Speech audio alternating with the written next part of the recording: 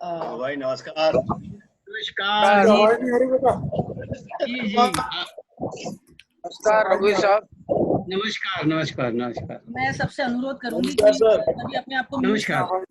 ये नमस्कार में हमारा समय ना खराब जाए, इसके लिए प्लीज आप लोग अपने आप को म्यूट कर लीजिए। हम बात भी करेंगे लेकिन अभी थोड़ा सा सर के साथ। जी सर नमस्कार, मैं गीतांजलि मेरे मुंह से आपका स्वागत करती जी हूँ। हाँ जी हाँ जी। और सर बहुत बहुत थैंक यू, आप हमारे बीच में आए, इसके लिए तहे दिल से आपको धन्यवाद करती हूँ। बहुत बहुत शुक्रिया जी, सभी का बहुत बहुत शुक्रिया।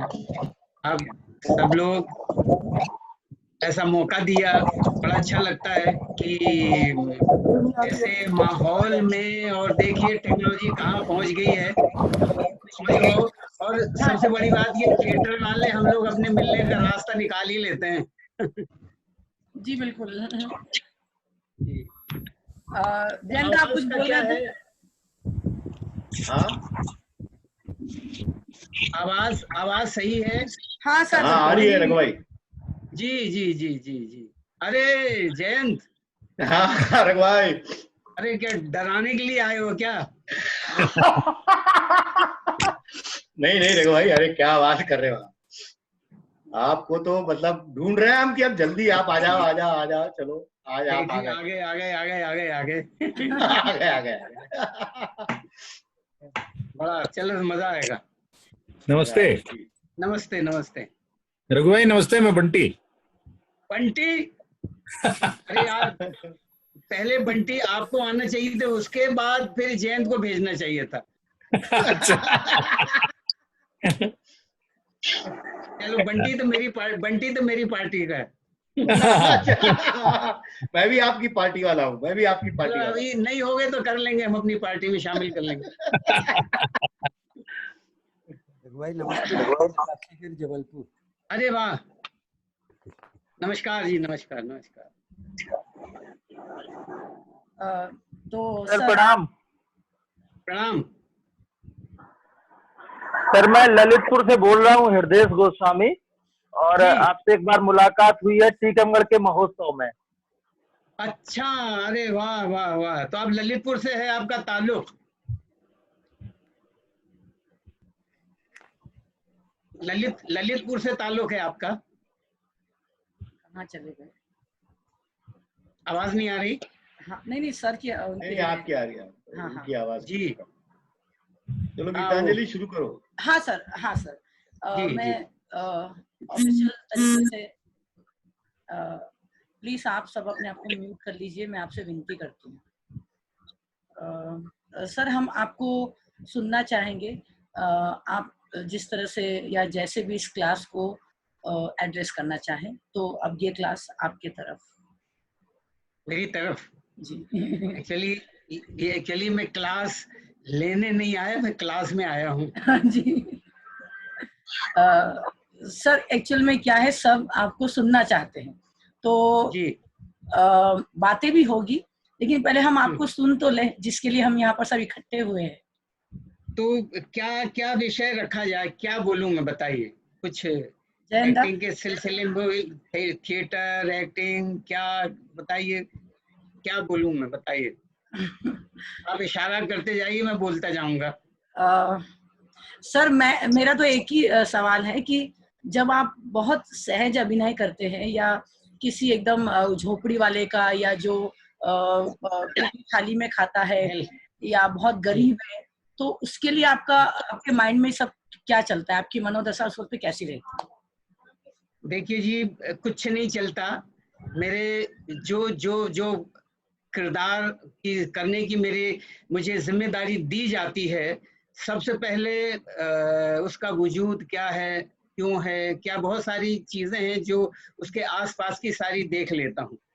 तो ये तो बात की बात है कि मैं देख के और कैसे करके, लेकिन ये देखना और कि ये किरदार है क्या, इसका बैकग्राउंड क्या होगा, इसकी चाल ढाल क्या होगी, इसकी जेस्चर, इसकी बॉडी, इसका सब कुछ होगा क्या, ये सबसे पहली बात कि ये इसको सहजता से अपने अंदर कैसे लाया जाए, मकसद ये है। तो सहज होने के लिए आपको सबसे पहले तो जिंदगियों का तजुर्बा होना चाहिए। चाहे सबसे पहले तो अपनी जिंदगी का तजुर्बा, जो आप अपनी जिंदगी में जो आप दिक्कतें परेशानियां, या ये दिक्कतें परेशानियां मैं इसलिए कह रहा हूं कि अगर ये लफ्ज में ना कहूं तो शायद वो दिक्कत परेशानी का मतलब समझ में नहीं आएगा। हालांकि कोई एक्टर के लिए ना कोई दिक्कत होती है, ना कोई परेशानी होती है, ना कोई स्ट्रगल होता है, सिर्फ काम होता है। हम एक्टर जो हैं सुबह उठते से ही स्कूल में दाखिल हो जाते हैं। ये हमारा रोज का सबक होता है, हम रोज नया सबक हासिल करते हैं जिंदगी से। ये एक्टर का सबसे बड़ा, एक्टर के पेशे में सबसे पहला फर्ज उसका ये है कि आप सुबह उठते ही पाठशाला में चले जाइए। सुबह उठते सूर्योदय के बाद ही आपका स्कूल शुरू हो जाता है। आप कुछ भी करते रहिए, लेकिन सबसे पहले आपका फर्ज ये है कि आप जिंदगी से सबक सीखते रहिए, लोगों से सीखिए, सड़कों से सीखिए, गली मोहल्ले, इतना कुछ आपके इर्द गिर्द पड़ा हुआ है कि आप वो सीखते चलिए। अगर आप जब तक वो ना सीखेंगे, क्योंकि हम अपनी जिंदगी तो जी लेते हैं, हम अपनी जिंदगी के बारे में तो मालूम हो जाता है हमें, लेकिन हम क्या है कि अपनी जिंदगी का कब तक करते रहेंगे? एक रोल कर लिया, दो कर लिए अपनी जिंदगी की तरह, लेकिन ले दे के आपको बाहर की दूसरी जिंदगियों से आपका वास्ता पड़ जाता है। उसके लिए आपको बगैर तजुर्बे के, बगैर एक्सपीरियंस के, एक हारमोनियम बजाने वाला, एक सितार बजाने वाला, एक तबला बजाने वाला जब तक अपने इंस्ट्रूमेंट का आत्मसात नहीं करता तो ना हारमोनियम बजा सकता है, ना वो तबला बजा सकता है, ना वो गा सकता है। उसके लिए उसे रियाज करना पड़ता है। तो एक्टर का भी यही पेशा है, एक्टर को भी रियाज तो करना पड़ेगा भैया। अब आपका इंस्ट्रूमेंट क्या है? आपके किरदार है। जी, जो किरदार आपको दुनिया में जिंदगी में करना है, तो वो जिंदगी को तो आपको पढ़ना पड़ेगा, उस पर तो रियाज करना पड़ेगा, उसका तो अभ्यास आपको करना पड़ेगा। अब वो अभ्यास क्या है? वो है इमोशंस, वो है सहजता भी उसमें आ जाता है, उसमें इमोशंस भी आ जाती है, उसमें फीलिंग्स भी आ जाती है, उसमें बहुत सारी चीजें आ जाती हैं जिनका आपको अभ्यास करना है। इसीलिए मैं कह रहा हूँ कि सुबह उठते से ही आपका क्लास शुरू हो जाता है, आपकी जिंदगी शुरू हो जाती है। और बस ये समझिए कि जैसे ही आपकी नींद खुले और आप अपने आप को देखते रहिए कि आप करने क्या जा रहे हैं, क्या आपका वो करने में दिल लग रहा है या मन नहीं लग रहा है। अगर आप जबरदस्ती क्या लगा रहे हैं, ये जो भी कर रहे हैं आपके अंदर सब कुछ चलता रहता है और आपके सारे सेंसेस उस पर काम करते रहते हैं। तो अगर आपको किसी और जिंदगी से के साथ रहना, उसकी रूह को पकड़ना है, तो सबसे पहले अपनी आत्मा को, अपने आप को, अपने जिस्म को, अपनी रूह को पहचानना बड़ा जरूरी। जब तक आप अपने सेंसेस को नहीं पहचानोगे कि कौन सी चीज का असर आपके सेंसेस पे किस तरह से होता है, इसके लिए योग एक बड़ा कमाल की चीज है। मैं जब NSD में था तो उससे बातें बड़ी बड़ी होती रहती थी, लेकिन जो महसूस करना, जो फीलिंग, ये सब इसकी परिभाषा मुझे समझ नहीं आती कि लफ्जों में इसको परिभाषित करूं। तो मुझे वो मिल गया कि सबसे पहले कंसंट्रेशन आपको कैसे आए, आप चीजों के बारे में सोचे कैसे, कि आप कुछ और ना सोचें, सिर्फ जो आपको करना है वो उसके बारे में, उस विषय में आप कैसे सोचा जाए और उस पर कैसे काम किया जाए। योग सबसे बेस्ट है, प्राणायाम सबसे बेस्ट है इसके लिए। बहुत इतना बढ़िया वो है। म्यूजिक आपके लिए बहुत अहम है।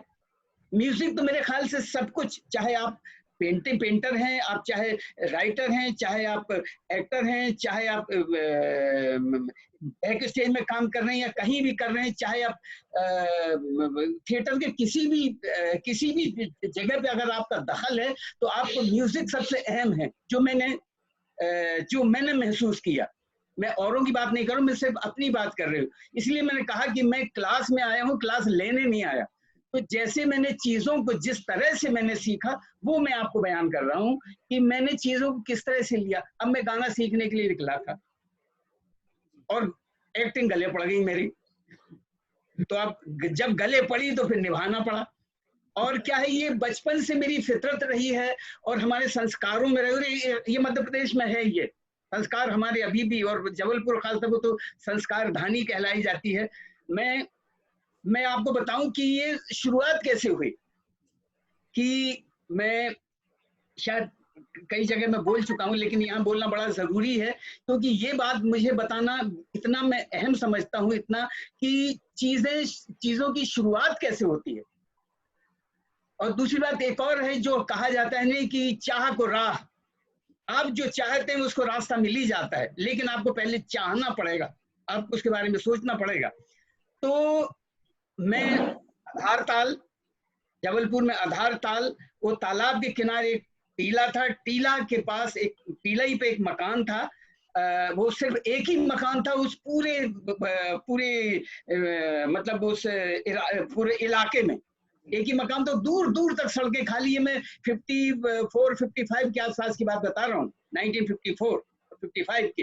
मैं रहा हूँ 3, 3.5, 4 साल का जो भी रहा हूँ, लेकिन होश था मुझे। और मुझे मालूम है कि दूर से मेढ़ों पे से एक पापड़ बेचने वाला निकलता था, और वो पापड़ कैसे बेचता था, मूंग का पापड़ लो, उड़द का पापड़ लो, मूंग का पापड़ लो, उड़द का पापड़ लो। ये स्वर मेरे कानों में पड़े उस वक्त, और वो मेढ़ों पे से सिर्फ एक घर के लिए पापड़ बेचते हुए निकलता था, और ये स्वर मेरे कानों में पड़े, और मैं बस दिन भर घर में पापड़ बेचता रहा, और वहां से मुझमें म्यूजिक का तमीज आ गई। तो मैं आज भी कान पकड़ता हूँ। उस्ताद था मेरा पापड़ वाला, जो कभी कभी मुझे नजर भी आ जाता है, दिखाई भी दे जाता है, तो उसने मुझे स्वर दे दिए। उसके बाद तो बस तमीज आ गई मुझे स्वरों की, और फिर मैं रामायण पढ़ने लगा, और फिर रामलीला, रासलीला। उन दिनों तो म्यूजिक का जो माहौल हुआ करता था, कव्वालियां हुआ करती थी, रामलीला हुआ करती थी, और पहले कोई ये इस तरह के रिकॉर्डेड वाला मामला नहीं हुआ करता था, बिल्कुल लाइव स्टेज पर गाया करते थे और लाइव हुआ करते थे। तो वो सारा माहौल मुझे मिला, तो मैं तो दीवाना। मेरे नाना जी का मंदिर था, मंदिर में बहुत सारी मंडलियां आया करती थी, और वहां पे मंडली वाले ऐसा सुर में और ऐसा सुरीला गाया करते थे कि आज तक मुझे याद है कि वैसा सुर पता नहीं कहाँ गायब हो गए। एक चूरन बेचने वाला निकलता था वहां से, तो चूरन बेचने वाला वो भी सब गा के, आलू बेचने, सब्जी बेचने वाले भी गा के, भिखारी भी भीख मांगता था, वो भी गा के निकलता था, क्योंकि ऐसा सुरीला सा माहौल हुआ करता था पूरे उस माहौल में, उस वक्त में, उस जमाने में, कि मैं बयान नहीं कर सकता था। तो एक चूरन वाला निकलता था रोज शाम को, क्योंकि आधार ताल हम लोग रहते थे 2, 3, 4 महीने वहां। जब बारिश होती थी तो करौंदी, रांची करौंदी की तरफ चले जाते, तो वहां हमारा नाना जी के घर, तो उसी के सामने हमारा घर था, जहाँ भी पुलिस स्टेशन बन गया है।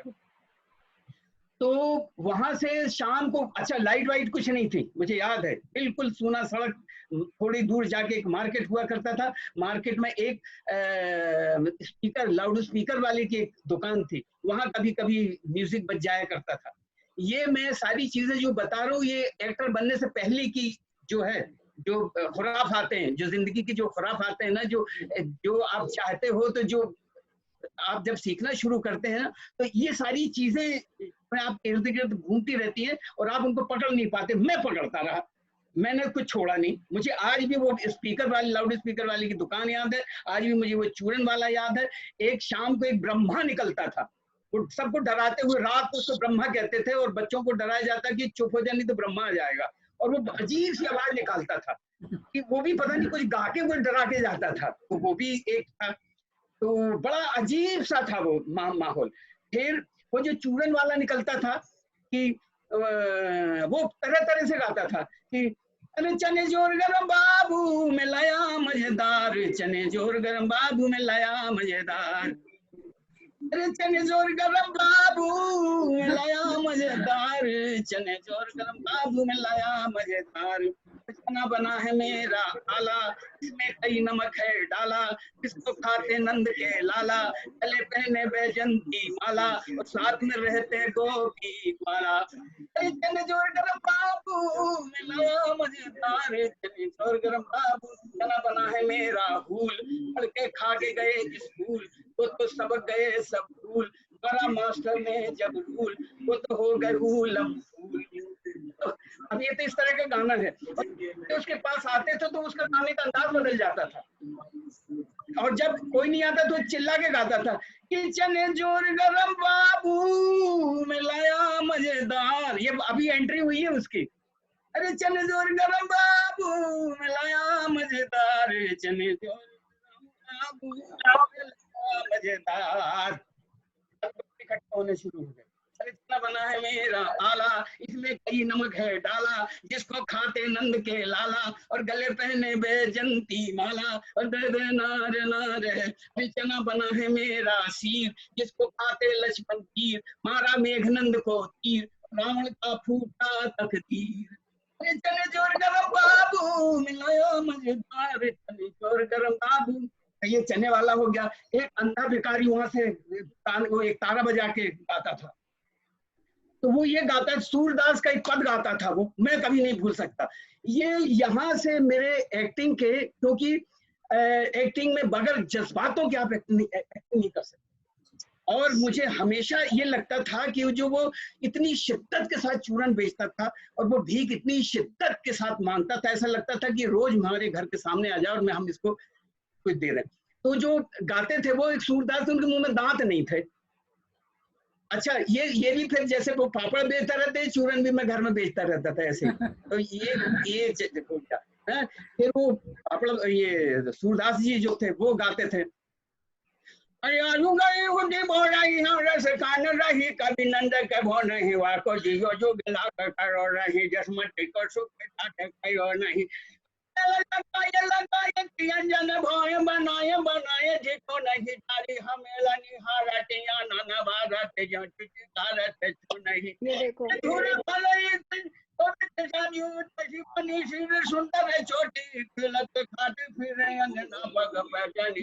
जूम खोलो, ज्वाइन अ मीटिंग डालो। हुआ भैया।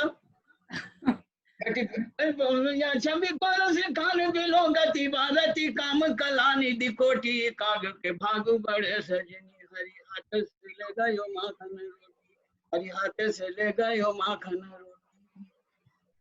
ये ऐसा लगता था कि वाह, इससे बढ़िया और कुछ हो ही नहीं सकता। यहाँ से हमारे सुनने की, समझने की, जज्बातों को समझने की, कि दुख क्या होता है, तकलीफ क्या होती है, खुशी क्या होती है, ये सारी जो सारी तरह तरह के जो जज्बात हैं, यहाँ से मेरी समझ में आने लग गए। अब इसको क्या है कि एक्टर का काम क्या है कि उसको बयां करना। बयां करने में देखिए, एक तो सीधी सी बात ये है कि ये जो एक्टिंग जो अल्फाज है ना, मुझे इतना बेईमानी लगता है। एक्टिंग जो लफ्ज इतना बेईमानी लगता है कि जैसे अगर आप एक्टिंग को ये समझ के एक्टिंग क्या है, जैसे ही आपके जहन में एक्टिंग लफ्ज आया, उसी वक्त आप एक तो एक्टिंग करने लग जाएंगे। और एक्टिंग का मतलब होता है नकल, कैरिकेचर, मिमिक्री। तो ये बहुत पहले मुझे समझ आ गया कि एक्टिंग को परे रखो, नाम जरूर ले लो कि बताने के लिए, और क्या आप एक्टिंग ही कहेंगे, हम इसकी एक्टिंग कर रहे हैं। जैसे आपने कहा कि इसकी एक्टिंग, उसी वक्त नकल हो गई। तो मैंने बहुत पहले अपने जहन से एक्टिंग लफ्ज हटा दिया था। मैं तो भैया कोशिश करता हूँ कि उसकी रूह को, उसकी आत्मा को पकड़ के जैसा वो है, जैसा वो महसूस करता, वही मैं महसूस करने की कोशिश करता था। तो ये सारे वो चने बेचने वाला, वो पापड़ बेचने वाला, और ये सारे जज्बात वो लोग मुझे दे गए थे, ये सब। तो ये आए कैसे? क्योंकि मेरे जहन में ये था कि जिंदगी सीखते चलो। अब जैसे ही आपके जहन में आता, देखिए एक जो पेशा है हमारे थिएटर वालों का, कि हमें सब कुछ सीखते हुए चलना है। अगर आप, और इतना मजा है सीखने में, इस पेशे में, थिएटर का जो पेशा है उसमें सब चीजें आ जाती हैं। आपको खाना पकाना भी आना चाहिए, आपको झाड़ू लगाना भी आना चाहिए, आपको कपड़े धोना भी आना चाहिए, आपको प्यार से बोलना भी आना चाहिए, आपको नफरत से बोलना भी आना चाहिए, आपको याद करना भी आना चाहिए, आपको भूलना भी आना चाहिए। तो सारी चीजें, तो इतना जहन इतना फ्लेक्सिबल करना पड़ता है आपको। यही आपका अभ्यास है। यही तो, अगर आपने अगर ये जिम्मेदारी अपने सर उठाई है, तो इसके लिए आपको चाहिए कि आप जिंदगी का एक पल जाया ना होने दें। चाहे आपके ऊपर कोई भी आफत आ जाए, उसको आप इस्तेमाल करिए। अब जैसे ही आप इस्तेमाल करने लग गए, उसको इस्तेमाल मतलब उस पर एक नजर तो डाल लीजिए।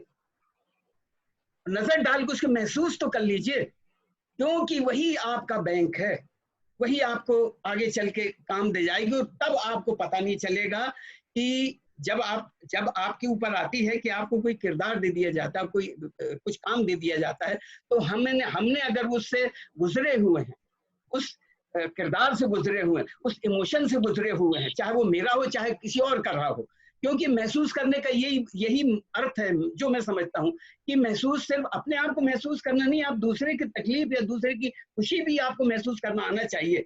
ये एक्टर का पेशा है, ये एक्टर की जिम्मेदारी है कि सिर्फ अपने ही अपना मत करो। अपने अपना करोगे तो हर रोल, हर कैरेक्टर, हमारे यहाँ पूरी इंडस्ट्री में, हमारे पूरे उसमें सिर्फ अपने ही अपना करते करते उन्होंने पूरी जिंदगी गुजार दी, चाहे वो स्टार बन गए हो चाहे कुछ कर रहे, लेकिन पूरी जिंदगी वो अपनी अपना करते रहे, कि जो वो है वही करते रहे, सिर्फ दाढ़ी मूछे बदलते रहे, बाकी इससे ज्यादा उन्होंने कुछ किया नहीं। तो बड़ा मुश्किल सा ये जिम्मेदारी है और बड़ी मजेदार जिम्मेदारी है। अगर आप इन चीजों में मजे लेने लगे तो देखिए जिंदगी इतनी छोटी, इतनी आसान, इतनी मजेदार लगने लगेगी कि मैं बयान नहीं कर सकता। मैं तो इसीलिए कहता हूँ कि स्कूल कॉलेज सब जगह थिएटर पढ़ाया जाना बड़ा लाजमी है, खासतौर पे इस जमाने में, इस माहौल में, क्योंकि थिएटर ही आपको पढ़ना सिखाता है, थिएटर ही आपको चलना सिखाता है। अगर आप सही मायने में थिएटर में दाखिल होना चाहते हैं। और कुछ लोग क्या होते हैं कि वो कहते हैं यार एक्टिंग तो करनी है तो म्यूजिक से क्या लेना देना। बहुत कई लोगों ने मेरे सामने ही कहा, लोगों ने, फिर बहस भी हुई मेरी उनसे, लेकिन ऐसे लोगों से बहस करने की कोई मैं वो नहीं समझता कि इनसे ऐसे बहस किया जाए। ठीक है, समझिए, बाद में कभी ना कभी समझ आ जाएगा, क्योंकि मैंने ये देखा कि स्वरों की जो तासीर है, आपको जब ईश्वर तक ले जाए, वो आपको ईश्वर महसूस करवा दे, तो जो आम जो यहाँ के जो हम जो दिखते हुए लोग, क्या उनको महसूस नहीं करवा सकता? क्या उनके जज्बातों को महसूस नहीं करवा सकता म्यूजिक? लेकिन थोड़ा सा डूबना पड़ेगा आपको। एक्टिंग थिएटर जो विधा है वो डूबने वाली विधा है, वो तैरने वाली नहीं है। इसमें आप जितने डूबेंगे तो डूबते चले जाएंगे, और उस डूबने में बड़ा मजा है। मैं तो बड़े मजे लेता हूँ डूबने में। आप कितनी भी आफत आए, और आती रहती हैं, इन आफत में जो मजा है, उन आफतों से निकल जाने में जो मजा है, वो मुझे और उससे ज्यादा मजा कहीं नहीं। जब मैं पारसी थिएटर में था तो हमें 2.5 रुपए रोज मिलते थे। देखिए, मैं ये सारे एक्टरों की जिम्मेदारियां बता रहा हूँ। मैं ये नहीं बता रहा हूँ कि हाय मैंने कोई कष्ट नहीं उठाया। मैं सच बता रहा हूँ, मैंने कोई कष्ट, कोई तकलीफ कुछ नहीं। सिर्फ मैं स्कूल गया हूँ, घंटी बजती थी और मैं स्कूल, आज तक पूरी जिंदगी उम्र गुजार दी मैंने, लेकिन अभी भी मुझे सुबह घंटी सुनाई देती है और मैं स्कूल चल देता हूँ। आज भी जाता हूँ पाठशाला, आज भी जाता हूँ। मुझे जिंदगी में बहुत कुछ सीखना है, और अब ऐसा लगने लगा है कि जिंदगी बड़ी छोटी सी है, सीखने के लिए पूरा समंदर है, पूरा सागर आपके सामने है जो आपको सीखना है। तो मैं ये कह रहा था कि पारसी थिएटर में मैं पारसी 6 साल रहा हूँ, बिल्कुल खाना बदोशों की तरह। 2.5 रुपए तो हमें मिला करते थे। पूरी जो रकम थी, पूरी जो तनख्वाह थी, रोज के मुझे 2.5 रुपए मिलते थे। ये कहने के थे 2.5 रुपए, मिलता था 1.5 रुपया, 1 रुपया, 8 आने और 4 आने। ये कभी कभी कंपनी नहीं चलती थी, बारिश आ जाती थी, तो बस बारिश हो जाती थी, तंबू कन्नाथ फटफटाते रहते थे और हमें सुबह अठन्नी चुन्नी पकड़ा दी जाती थी। कभी कभी तो 2 लोगों को अठन्नी पकड़ा दी जाती कि लो इसी में रोटी खा लो। हम 4 आने का आटा और 4 आने के कुछ टमाटर या कुछ ले आते थे, तो उसकी चटनी बना लेते थे और कहीं किसी तरह के चूल्हा बना लेते थे और रोटी सेक के और वो कुछ चटनी वटनी से कुछ बना के आधी खाते थे और आधी कहीं में लपेट के पेड़ पे रख देते थे। अब कुछ लोग वहां जुआ खेलने वाले होते थे, तो उनका जुआ में अगर हार गए तो पेड़ों पे देखते रहते, तो वहां से भी रोटी निकाल के खा जाते। हम शाम को भूखे सोते थे, ये भी हुआ है।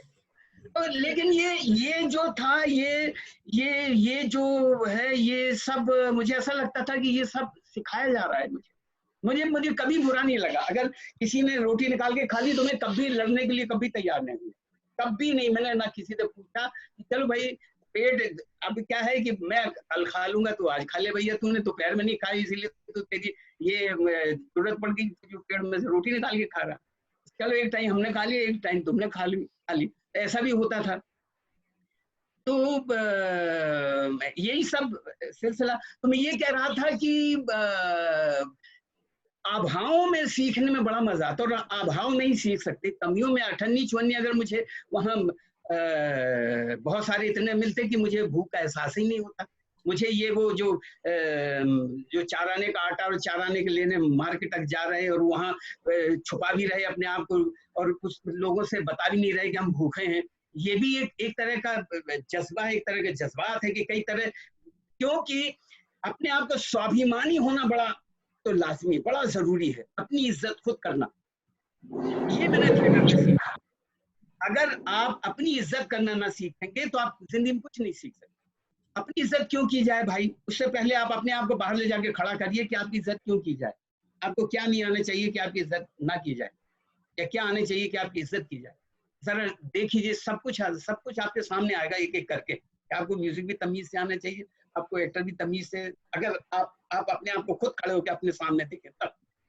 तो ये सारे वहां पे ये सब जो चलता रहता, तो ये इस तरह की जहनियत मैंने बनाई कि भैया ये जो दिक्कत है, कोई किसी का कुछ नहीं ले जा रहा, कोई नहीं लूट रहा, आपके पास जो हुनर है, आपके पास जो ईश्वर ने जो दिया हुआ है, वो कोई आपसे नहीं छीन सकता। ऐसे वैसे ले जाए, वो भी अपनी जरूरत के लिए। मुझे ऐसा मैंने आज तक नहीं किसी ने लूट लिया हो, ऐसा कभी नहीं। वो अपनी जरूरत के लिए निकाल के ले गया होगा, तो वो उसका कोई गिला शिकवा, कोई शिकायत कुछ भी नहीं है। सिर्फ ये है कि क्या पता मुझे याद है एक बार मैं प्रेस में काम करता था, नर्मदा ज्योति, मैं देखिए बताऊं, तो नर्मदा जी जबलपुर में मैंने प्रेस में काम किया है। मैंने बड़े पापड़ बेले, मैंने पान की दुकान भी की है और प्रेस में भी काम किया, ऑर्केस्ट्रा में मैं बिहार बारातों के प्रोग्राम में भी गया हूँ, सब जगह गया हूँ। और बस इस वजह से कि मैंने थिएटर भी किया हुआ है लखनऊ में।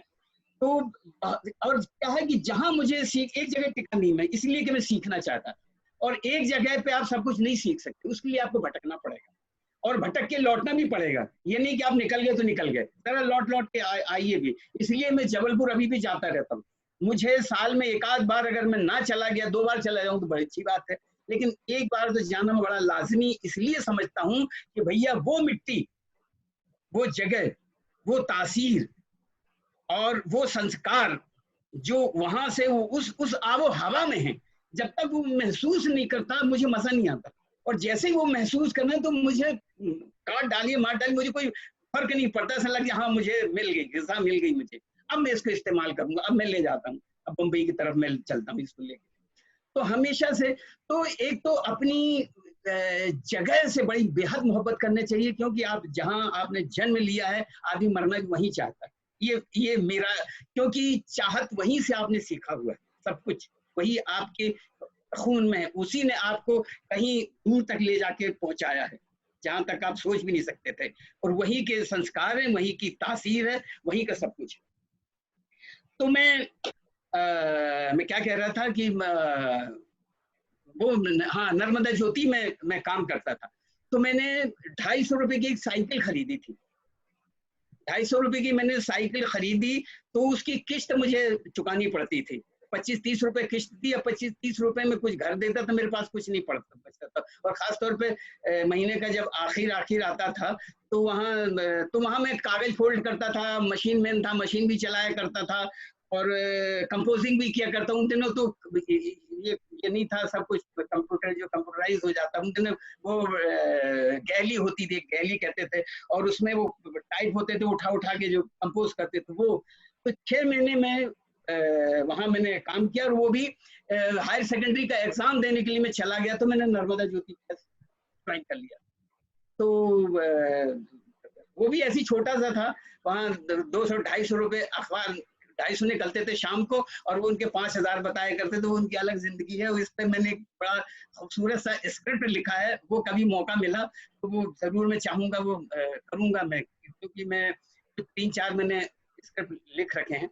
तो वो बाद में वो अपने जिंदगी के तजुर्बों ही का हिस्सा है एक वो, तो खैर उस पर हम कभी बाद में चर्चा करेंगे। मैं ये कह रहा था कि बिल्कुल महीने का आखिरी आ गया, और एक लड़का आया जो पॉलिश करता, बच्चा था छोटा सा, 6-7 साल का बच्चा रहा होगा। वो आया और कहने लगा बाबूजी पॉलिश, तो मेरे पास चप्पल थी चमड़े की, उसमें कभी पता नहीं कब से पॉलिश भी नहीं की थी। तो कहने लगा पॉलिश, तो मैंने कहा भैया मैं पैसे ही नहीं मेरे पास, तो क्या? कहता नहीं बाबूजी मैंने खाना नहीं खाया। तो मैंने हाँ ठीक, मेरे पास 1 रुपया पड़ा हुआ था, तो चुन्नी लगी, कह रहे 4 आने दे दे। मैंने कहा ठीक है। तो पॉलिश करके फिर मैंने 1 रुपया दिया, तो कहते चिल्लर नहीं है मेरे पास। चिल्लर नहीं कि तू लेके चला गया, फिर लौट के नहीं आया। अब लौट के नहीं आया तो मुझे जो गुस्सा चढ़ा, मैंने कहा ये आखिर महीने का आखिर और 1 रुपया बचा हुआ है, इसमें मुझे 1 हफ्ते करीब चलाना था, और लेके वो 12 आने लेके चला गया। अब क्या मैं ढूंढते फिरूं उसको कि कहीं दिख जाए, कि कम से कम 12 आने मिल जाए, वो दिखा ही नहीं। तो महीना खत्म हो गया, तनख्वाह दूसरी मिल गई मुझे, तो फिर 20-25 रुपए मेरे हाथ आ गए। एक दिन वो दिख गया तो मैं बड़े गुस्से में गया, उसके बाद मैंने पकड़ लिया उसे। तो पकड़ा मैं, तो कहने लगा कि मैं क्या करूं, मैं ये हो गया वो हो गया, मेरी माँ बीमार, जो भी शायद वो बहाना कर रहा है वो क्या। तो कहता बाबूजी नहीं, अगर ये नहीं होता तो मैं पॉलिश क्यों करता, मेरी उम्र देखो, मैं पॉलिश क्यों करता, ये कहा। तो मैंने कहा भैया जा मेरे पास है। उसके बाद मैंने उसको जाने दिया। एक ये मैं कभी नहीं भूल सकता कि हमेशा आदमी जो गलत काम कर भी जाता है तो पता नहीं क्या उसके पास जिम्मेदारी है क्या, तो मैंने कभी इस बात को सोचा नहीं। एक और मैं कभी नहीं भूल सकता कि मैं जब स्कूल में पढ़ता था, 6ठी मतलब पहली क्लास में, 6 साल में नाम लिखा दिया जाता था। तो मैं पहली क्लास में था, तो क्या था कि वहां पे एक बगिया टोला, मेरे घर के पास जगह थी बगिया टोला, वहां के एक बच्चे, मेरे नाना जी ने स्कूल बना दिया, लक्ष्मी नारायण यादव विद्या भवन, तो आज भी है जबलपुर में, रांची में है। और वो मामा जी, लक्ष्मी नारायण मेरे सगे मामा जी हैं, उनको क्या हुआ था, पागल कुत्ते ने काट दिया था, तो वो पागल हो गए, क्या उनकी डेथ हो गई, तो उनकी स्मृति में वो स्कूल बनवाया था। वो स्कूल आज भी है, उसी में मेरी पढ़ाई हुई है। अगर वो स्कूल ना होता तो मैं अभी अंगूठा छाप कहीं ना कहीं वो होता, क्यों वहां पे कोई पूरे उसमें, तो मेरे मामा जी की स्मृति में वो स्कूल था, उसमें आज भी है वो, और मैं अभी भी वहां आता रहता हूँ। स्कूल पे एक नजर डाल ही लेता हूँ कि मेरे मामा जी हैं जिन्होंने मुझे पढ़ाया है। तो वो वहां पे जब मैं पहली क्लास में, तो देखते थे कि एक लड़का था, वो जो कर्मकार होते हैं, अब नाम नहीं ले सकता मैं, वो जो उनका एक टोला था, मोहल्ला, तो उसमें से एक लड़का था, पता नहीं आधे के जमाने का कुछ गंदा सा एक कोट पहनता था, गर्मी में एक ही कोट था उसके पास, वो जो पुराना सा, और ना नहाया ना कुछ किया, बस जाके पीछे बेंच में बैठ जाता था। अब पीछे तो उसके पूरे पूरे बदन में खुजली थी, पूरे बदन में खुजली हो गई थी। तो मुझे देख के उसे बड़ा तरस लगा, मैं आगे बैठता था, क्योंकि मैं तो नाना जी इनका स्कूल है उन्हीं का नाते हूँ मैं, तो मुझे तो आगे बैठाते थे, लेकिन मैं उसको अकेला देखता था तो मुझे बड़ा वो लगता था कि मालिक ये अकेला बैठता है, इसके साथ कोई नहीं बैठता है। और यादव के और भी लड़के थे जो साथ में ही पढ़ते थे, क्योंकि यादव की पूरी बस्ती थी, उन्हीं के लिए तो स्कूल बनवाया था उन्होंने। तो हालांकि वो पढ़ता बहुत ही कम थे, हाँ, हमारी ऊपर ही जिम्मेदारी थी सब पढ़ाई लिखाई की। तो मुझे देखा तो मैं जाके उसके पास बैठने लग गया, तो बैठा तो कुछ 10-15 दिन में वो खुजली मुझे भी हो गई। अब तो देखा तो पूरे बदन मेरा पूरा खुजली और वो पानी निकलने लगा। ये तो अब घर में बताया गया कि ये उसके साथ बैठता है, वो नीच जात का लड़का है, उसके साथ बैठ के इसके पूरे देखो खुजली हो गई। तो फादर को पता लगा, तो फादर मुझे ले गए, बोले चल दिखा किसके पास। मैंने बताया, तो पूछा कि क्यों, तो मैंने बताया फादर को कि ऐसा ऐसा, और उसके साथ कोई नहीं बैठता था, तो मैं बैठ गया।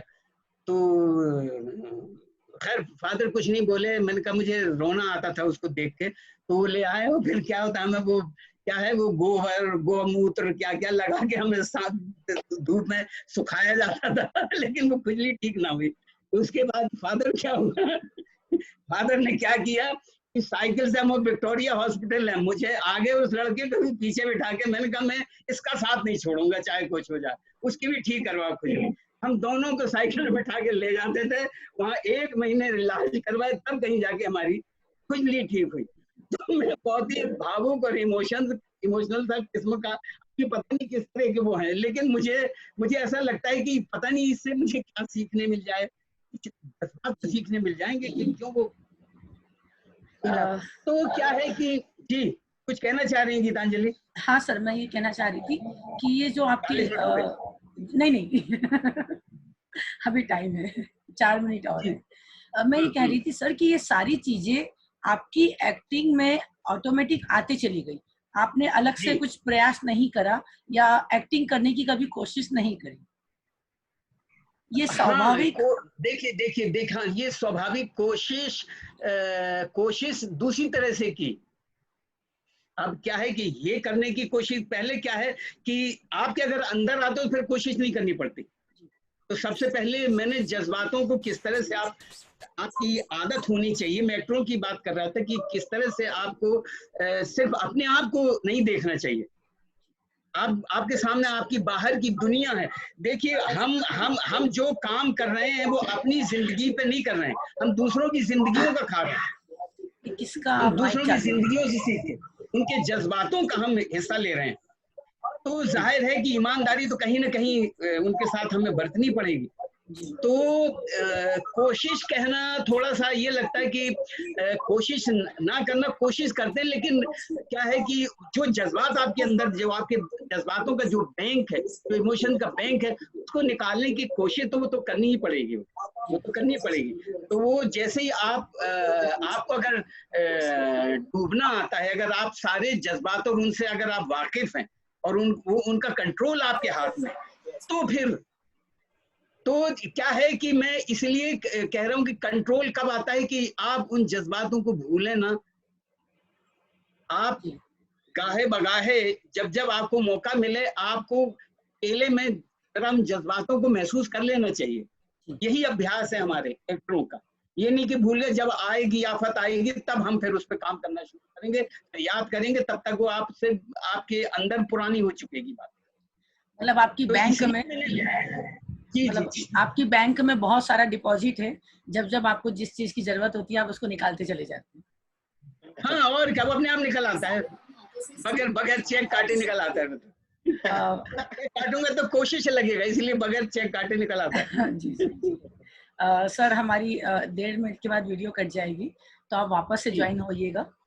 सर आप ऐसा कोई चरित्र आपने किया जिसके करने के बाद आपको उसको निकालना मुश्किल हुआ? जैसे बड़े बड़े एक्टर्स कहते हैं कि उसको चरित्र अपने अंदर लेने के बाद उसको निकालना मुश्किल हो जाता है।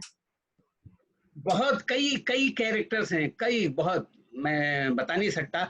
और क्या है कि उनका रह जाना भी अच्छा है, क्योंकि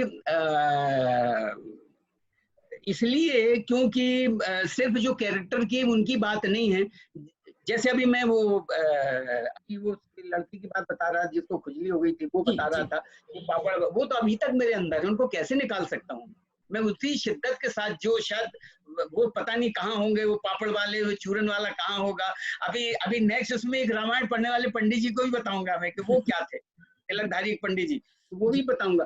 तो ये जो सारे मुझे हमेशा में रखे हुए हैं मैं, और कभी भी ताजे हो जाते हैं मुझे, और उसी शिद्दत के साथ हो सकता है कि अब जो तजुर्बा मेरा मतलब जिंदगी का, बाकी और तजुर्बे की बात नहीं करूँ, जिंदगी इतने सालों से, तो उनको महसूस करने का एक और भी नए अंदाज भी मिलते चले जाते, और गहराई से उन चीजों को महसूस करना आ गया है।